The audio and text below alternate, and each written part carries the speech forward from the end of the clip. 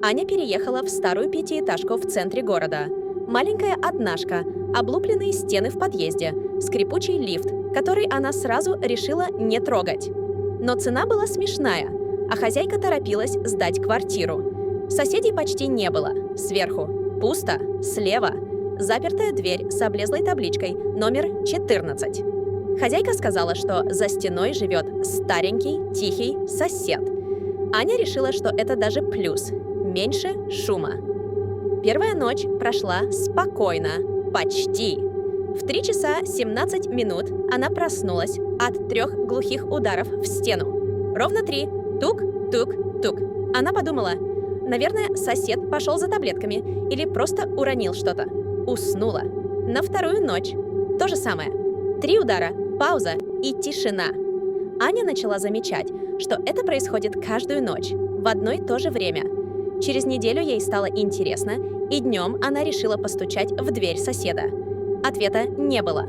Но когда она повернулась, чтобы уйти, из-за двери донеслось тихое: «Ты меня будешь?» Аня вздрогнула и убежала. На 7-ю ночь она проснулась не от ударов, а от шороха, будто кто-то медленно проводил пальцами по стене. И тогда она поняла: звук идет не с той стороны, где дверь соседа, а с противоположной, где стена граничит с улицей и окном на 5-й этаж. Ее сердце забилось быстрее. Она проверила: за окном никого. Но стоило вернуться в кровать, как прямо у изголовья снова раздалось: тук, тук, тук. На следующий день она пошла к соседке через 2 этажа. Та выслушала и побледнела. «Девочка, никакого соседа у тебя нет. В квартире слева уже 8 лет никто не живет. Там жил одинокий мужчина. Он покончил с собой. Знаешь, во сколько нашли его тело?» Аня дрожа спросила: «Во сколько?» «В 3 часа 17 минут ночи». В ту же минуту Аня решила уехать. В последнюю ночь уже среди коробок она села на кровать и стала ждать.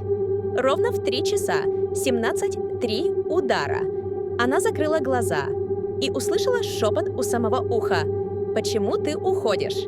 Экран темнеет, шепот повторяется, и вдалеке снова тук-тук-тук.